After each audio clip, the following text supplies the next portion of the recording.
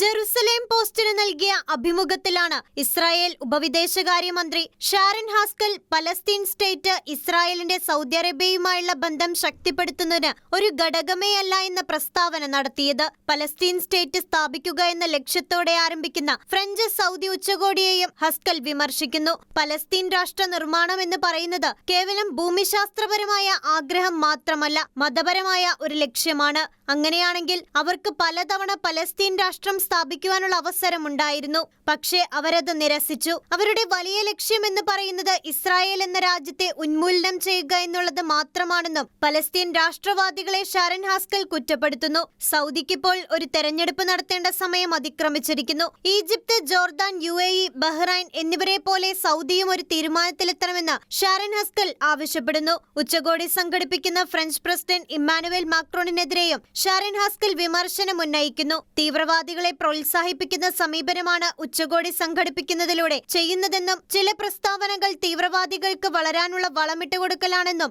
അദ്ദേഹം പറയുന്നു. ഇപ്പോൾ ഉച്ചകോടി നടത്താനുള്ള ആവേശം കുറച്ചു മുൻപ് കാണിച്ചിരുന്നെങ്കിൽ ഹമാസ് വെടിനിർത്തലിനും ബന്ദികളെ വിട്ടു നൽകുന്നതിനും തയ്യാറായേനെന്നും ഇസ്രായേൽ ഉപവിദേശകാര്യമന്ത്രി കുറ്റപ്പെടുത്തുന്നു. അതേസമയം ഇസ്രായേലിന്റെ നിലപാട് ശക്തമായി നിലനിൽക്കുമ്പോഴും അന്താരാഷ്ട്ര തലത്തിൽ വ്യത്യസ്ത ശ്രമങ്ങൾ ഗാസയിൽ വെടിനിർത്തലിനായി തുടരുകയാണ്. ഫ്രഞ്ച് സൗദി ഉച്ചകോടിക്ക് ശേഷമുള്ള രാഷ്ട്രീയ പരിവർത്തനങ്ങൾ അടുത്ത ദിവസങ്ങളിൽ വ്യക്തമായേക്കും.